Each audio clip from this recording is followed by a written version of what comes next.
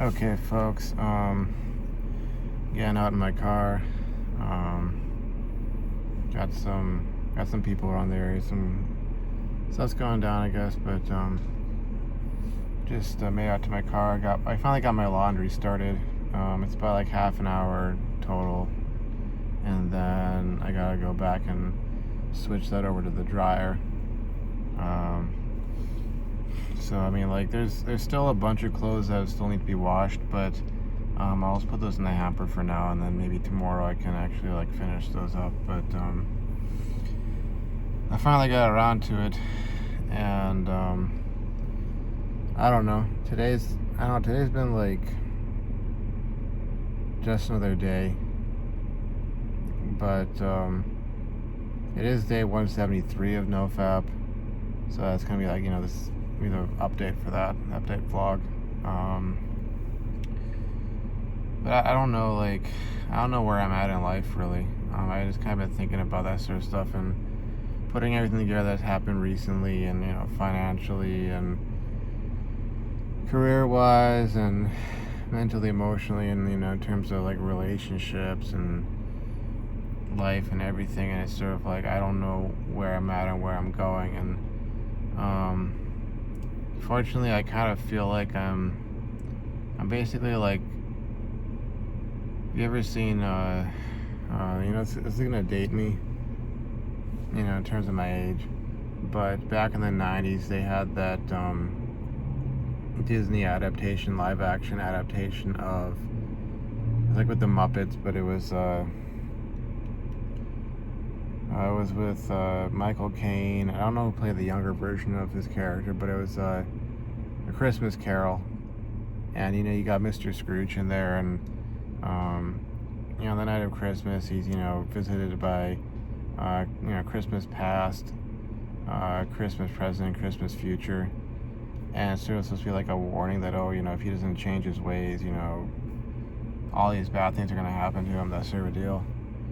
But the irony is, it's kind of like when you think about the first part, Christmas past is what really hits me the most out of all of that, because basically you have that part in the story where they go back and it sort of shows like how he became Mr. Scrooge in the archetypical sense, Ebenezer Scrooge.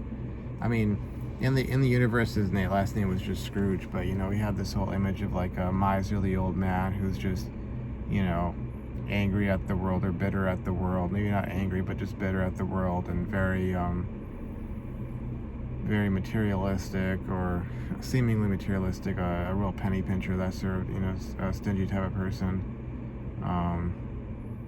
But there's that scene where like his fiance breaks up with him and dumps him, and like I'm trying to remember what exact reason she gave for why, but it was like, that was the moment that like he turned into being who he was known as being in his older years. He was very much the Mr. Responsible. I gotta take care of finances. We gotta be, very strict with our spending habits. We need to make sure we have all the funds we need for, this, that, and the other, living expenses, and very much focused on living a frugal, minimalist lifestyle, so that he wouldn't, him and presumably her, he was thinking about her needs as well, that they wouldn't have to be worrying in the future or something like that. And it's almost like, I don't want to go back and watch the scene because it's going to remind me of myself. But either way, that whole sort of dynamic, is at play in my mind right now, because I see myself as that. And it's sort of like, people will look at a guy like, Mr. Scrooge, if he was a real person, obviously a fictional character, and they'll be like, man, that guy's a real, real hard ass, a real jerk, or he's so stingy or whatever. And it's like, not trying to understand that, like, the reason he's so much like the way he is because of the fact that his ability to love was destroyed. His heart was broken. And I kind of feel like I've been on that trajectory pretty much. And I try to pinpoint it because, like, there are some events that occurred way back before I even started vlogging here that on some level I've forgotten about, but I think almost on a subconscious level it was that little like that push or that sort of like, you know, event that occurred that caused that like psychological disturbance that sort of sent me off kilter just enough that it ended up going on its trajectory. And you know, I've talked about the girl I, you know, was after, you know, during those last few years of undergrad. I've talked about this more recent girl. I've talked about my ex-girlfriend who, you know, in many ways I consider a lot of her behaviors to have been abusive, but I was still in love with her for some reason. There were moments there that, you know, I'll never have with another woman. I'll never have with anybody, period. But, you know, so there was also this other girl back in 2013. She broke my heart. And there was a girl in 2011, which I think this was probably one of the other really terrible ones where, I mean, it was really freaking bad. Like, I think that's kind of what started to cause cracks to form in my faith. And, you know, these events, bit by bit by bit, as time went on, you know, have built up to the point where, like, I'm at where I'm at. And I just, you know, I feel like you only have so much fight in you when you're born to go out there and, you know, pursue and have kids, or, you know, get out, heck, even forget about marriage, forget about kids. Like, that stuff is so, like, far out there. Like, if you can't even get a girl to like you enough and consistently be like into you and who you're into to show up even for a single freaking date, much less go out on a second date, a third date, have a relationship, become your girlfriend, that sort of a deal.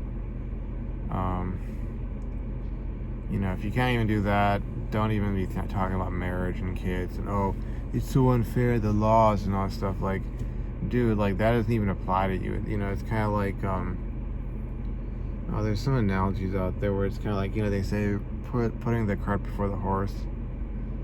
I mean, if you can't even get a girl to, like, date you, much less be your girlfriend, like, why the heck are you even caring about marriage laws and, you know, child custody and alimony and child support and all that kind of stuff if like if no woman even wants to date you, much less have a kid with you. But yeah, I feel like I am like headed in that direction, or I'm already kind of there, and it's just sort of playing out. I'm sort of being a spectator to it right now. And, you know, one other thing I've also been watching is clips from that movie called There Will Be Blood. You know, Daniel Day-Lewis and Paul Delano in it, and who's the guy who plays Mance Rayder? He's an Irish character, Irish actor. He's in it. I think it came back in 2007. But having my angle on things, you know, that I'm looking at from, like, I really don't appreciate a lot of the film critics, because they just want to, like, oh, this is a criticism of capitalism in America and, like, its conflict with religion and morality. And it's like, I look at it and I see Daniel Day-Lewis's character and I identify with him. You know, he seems like the kind of guy who had all this hope and drive and, like, you know, that I'm going to go out there and I'm going to be a silver prospector and I'm going to, you know, I'm going to strike it rich, or I'm going to, you know, eventually he got into oil, you know, building himself up, you know, building up his wealth like that, and, you know, being very much the, you know, hardworking, driven, tactful, shrewd, you know, kind of alpha type guy. And all along the way, just being betrayed and treated like trash by people, and just, you know, getting to the point where, like he says, you know, I hate most people. You know, I look at most people and I don't see anything worth liking. You know, I just want to make enough money so I can get away from everyone, get away from people. And, you know, it's like there's what was it? There was this scene in there where, like, this guy who the actor who played him actually was in The Mummy as Benny, and but this guy, he's playing this guy who is supposed to be Daniel Day-Lewis's half brother, like long lost half brother. Essentially, I mean, closest thing he's got to actual flesh and blood family. So the whole half part of it is kind of, it's like, oh, he's my brother. It's supposed to be my brother. Haven't seen him in all these years. We grew up together. We had all these, all these memories, and the stuff we went through, and we're family, and it's the closest thing I got to family in this world, that sort of a deal. Other than his, as it turns out, essentially adopted son, but in terms of flesh and blood family, only a member of his family is around, and it turns out that the guy's an imposter, and he's like recounting memories to him, and then the guy's like kind of like not responding in a way that will give indication that, okay, this is actually his brother, and he actually remembers all these things. And I mean, he ends up murdering the guy, and you can tell I kind of have a bit of a morbid sense of humor, because it's kind of like, I don't know, maybe I look at scenes like that and I see a bit of myself in them, not to the extreme extent of like doing something like that, but kind of a much amplified extreme version of myself. Like with me, I would just be like, I'd tell the guy to F off, and I'd be like, get the hell out of here. Maybe I'd have him arrested, maybe I'd have him thrown out if I was thrown out of the building or out of my life or that sort of thing. Or if it was like someone else trying to pretend they were like some long lost cousin of mine or family or so, and they were obviously after my money. Like in this case, this guy was, he admitted to pretending to be his half brother Henry, who had died of tuberculosis, and he had done that with the intention of gaining employment. They were basically getting money out of him, and obviously his reaction was an extreme reaction. It's the movie. It's not real life. I mean, it's kind of, I think it's kind of obvious, even more so, that it's a movie, not just because you're watching it, but because even back then, if somebody was murdered, someone would go looking for him eventually. They would be like, oh, what happened to that guy, where's he at, and they'd probably send somebody out to look for him, even if it was like a bit earlier than when this is set, which I believe is set in like the late, like towards the end of the 19th century, 1890s, or early 20th century, like 1900s. And it goes all the way to like 1927 or 1929. Yeah, 1929, I think. It ends at like 1929. So actually, I think it's like the early 20th century, like 1900s or 1910s or so. But yeah, it said how sort of that experience. He said that he like had his hatred of people built up bit by bit over the years. Different things happening here and there, stuff he saw or experienced, and it's like I feel myself in that sort of state of mind. Like, I've talked so much in this channel about if I became wealthy, paid off all my debts, had my emergency fund, had enough passive income, let's say from dividends, or I had assets I could liquidate into cash as need be, and I managed things such that I always had enough money to not only just survive, but basically be able to like go out and do more things with my time, my life, that I would disappear from society. Maybe I'd even stop making videos for this channel. Maybe that would be it, sort of thing. Kind of like, here's my last video, and I'd be like gone after that. But I've been in that sort of state of mind like for quite a while, and there have been times that I felt pulled back into society. Like I'll tell you, with this girl at that workplace, she was probably the one person I really felt like I connected with. Everybody else, I mean, it was so fake with everybody else. Even if they were friendly or they laughed at something I said, or it was just so freaking fake. Like, it was clear that, okay, we're really trying hard to pretend like we actually like this guy, even though, like, for whatever reason, we look at it and we see something we don't like about him, and we're like wondering why the heck they hired this guy and why the heck they're paying him all this money or whatever the heck. But with her, it seemed like it was like, okay, maybe I belong here. Maybe I got something here. Maybe this will blossom into a life-changing thing in the positive sense, and she'll become my girlfriend, and I'll have something here, and, I won't be getting pushed out. I won't be getting, told yet again, psych, gotcha. You thought we liked you. You thought she liked you. You thought you belonged here. You thought you had a place in society. And it's such that, like, if I'm not too old, it's either I would, by the time things, sort of got sorted out and whatnot, it's either I would go become some recluse living in a house somewhere out in the middle of, basically nowhere, up on a mountainside or in the woods or so, on a wooded hill or something, something. Maybe I'd have a lake on my land. I'd get to go fishing, my free time, or I'd do all this other sort of stuff. But I would be that sort of like J.D. Salinger, sort of recluse type.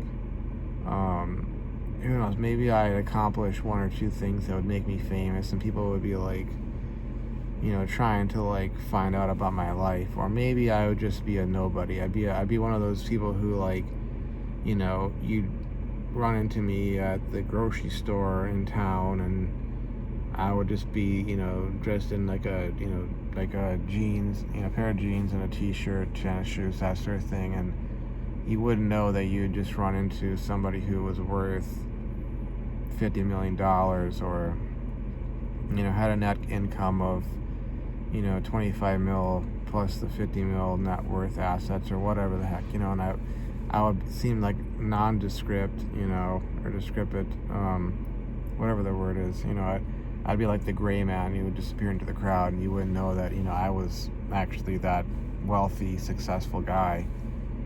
And I'd live out in some house all on my own, and, completely alone, nobody around. And then when I, finally die, like, then it might come out that, oh, by the way, that guy who lived there was, really wealthy, and, in my will, I'd probably will everything away to some cause or some charity or so, just so that, if it was going to go to serve something, I wouldn't want it to end up in the hands of some bum or some family member who was like a real jack-off, or something like that. Either that, or it's, if I could somehow get myself physically fit enough and psychologically squared away enough that I could go off and join the French Foreign Legion, and maybe that would, lead to my death, and I would die in my 40s, or, even in my 50s, and that would kind of be my life, but that's how I see myself being nowadays. And I've said it before to other family members, like, and people, like, you could go out and find me a girl who, took one look at me and was like, head over heels in love with me, and she had all these great qualities and all the looks and background and everything that I thought I was looking for. But, like, my state of mind right now, to throw out another sort of fictional example or analogy, or, like, to illustrate a point, I feel very much also kind of like Jon Snow from Game of Thrones, or Song of Ice and Fire.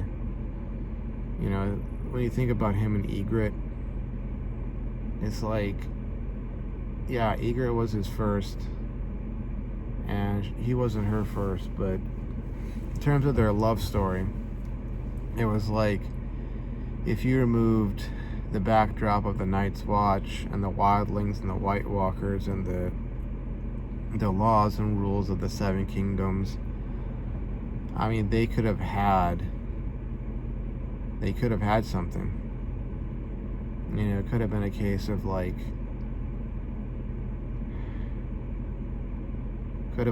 of, like, Jon Snow settling down with her somewhere, who knows where, and starting a family. But it was one of those doomed love stories where, like, you know, this is not going to work out. And by not working out, it means either one of you or both of you are going to die.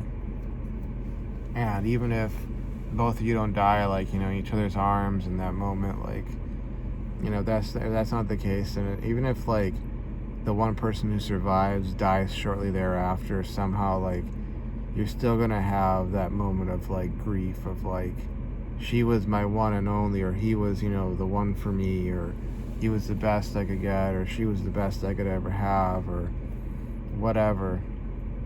And you're gonna suffer that.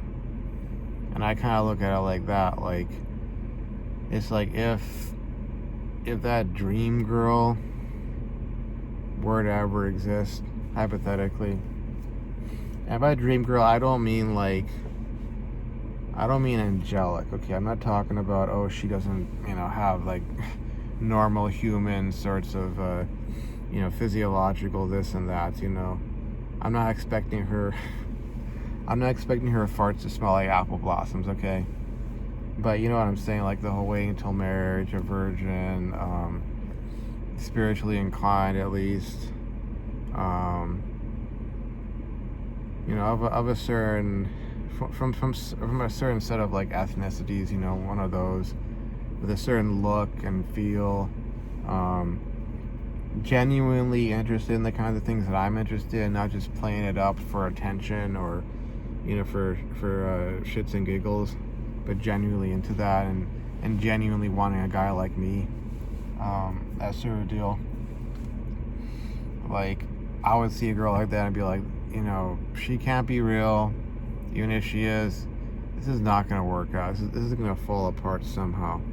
It's somehow gonna go to crap. You know, gonna go to trash. Gonna fall apart. And you know, as such, like, I wouldn't be able to pursue things. I'd be like, I would probably go and sabotage it myself and be like, no, this is not gonna work. I know it's not gonna work. The moment I actually allow myself to like you and let down my guard and open up, you're gonna not be into me. You're just gonna lose that interest. And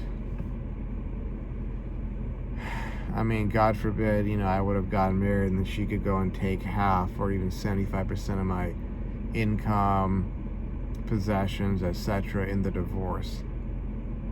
Like, if my experiences up to this point have done what they've done to me, like, I can't imagine what that would do to me, especially if I had some kid, you know,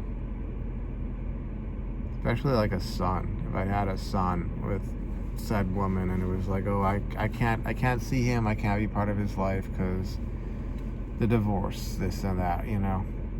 If I'd gotten to that point where it's like, I felt like I'd finally succeeded, I'd finally gotten a girl, finally gotten a woman, and it just, like, all fell apart just like that, you know.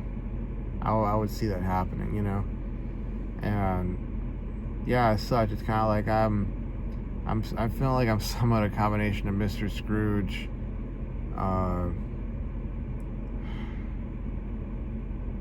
what, I think it's Thomas's name, Thomas Plainview, or Plainfield, Daniel Day-Lewis' character from There Will Be Blood, and also a bit of the whole, like, Jon Snow, you know, thrown in there. I used to think I was kind of like Samuel Tarly. At one point I really identified with him, but he eventually ended up succeeding in his aims in life, and I was happy for him because he's my favorite character up there. You know, it's either him or Jon Snow, but yeah, you take Jon Snow, Thomas Plainview, and Mr. Scrooge, and it's kind of like you put those all together, and that's kind of like the way I see myself right now. And it sucks, but it is what it is. And I'm trying to stay strong with this whole Nofap thing, because, you know, relapsing the PMO is not going to do anything. It's not going to change anything. It's not going to, you know, it's not even going to make me feel good, really. It's not. I'm not just plain and simply horny or bored. It's like that girl at my now former workplace, or that girl in college or the other girls in college, you know, whether it was at the university or at the community college. I mean, all of that, nothing's going to solve that. Nothing is going to fix those problems. Nothing's going to make those memories go away. Nothing is going to change any of that. It's not going to change what happened. It's not going to change its effects. PMO is not going to do that for me. You know, I oftentimes like wonder to myself, with a lot of these sorts of folks I've idolized down the years, historical figures, I wonder how many instances of broken hearts did they have. Like, how many times were their hearts broken? How many times were they betrayed? You know, I wonder how, like, you know, sometimes I think about, like, my forefathers, you know, in particular, some of the more famous ones, some of the more recent ones. Like, one of my great-grandfathers on my dad's side of the family, he was married 3 times, and it was not divorce. First wife died really young. Second wife, who was my great-grandmother, she died when she was 25. It was like, I think it was sleeping sickness or like malaria or something like that. It was like, or maybe it was like dengue fever, maybe. And then the third wife he married, and you know, it's like, everything I can tell, like, I don't even know, like what was love like back then, because I wonder how much he may have been heartbroken from all of that, you know? Like, was my great-grandmother, his second wife, like his favorite wife, and like she died and that really hit him hard? And how did he move on from that? How did he get on with that, you know? Or, you know, you want to talk about like other figures from my, you know, lineage. Like, you could bring up Alexander, you could bring up Genghis Khan. I mean, how did they do their thing? Or more recently, just not even from my family, but from American history, think about like Theodore Roosevelt. Because I remember like I remember reading that when his first wife died, he wrote in his, I think it was his journal or his diary, it was like this really poignant line. It was like, "The light has gone out from my life." And like that wife of his was like, I believe that was that was a case of like a love marriage, not something arranged or like, oh, a marriage of convenience. That was like, he met her, he fell hopelessly in love with her. You know, apparently he had what she wanted in a man, and they got married, and then she died. I think she died like, it was like she gave birth to like his kid, and it was maybe like it was loss of blood, or maybe it was an infection, something like that. You know, it's like early 20th or, you know, late 19th century. So I don't think they had antibiotics at that point, or, you know, sterilization. You know, like they couldn't, you know, they didn't have like the chemical sterilization to like clean surfaces and get rid of the bacteria and all that. So it could have been that.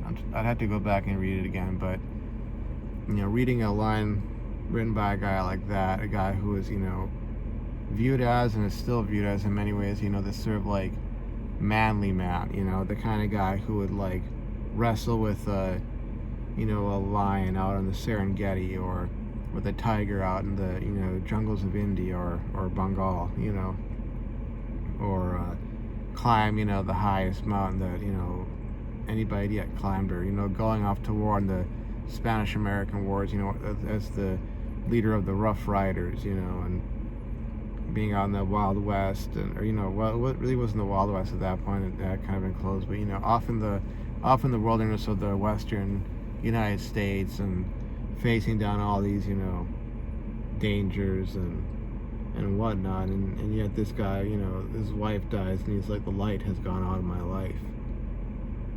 How did he bounce back from that?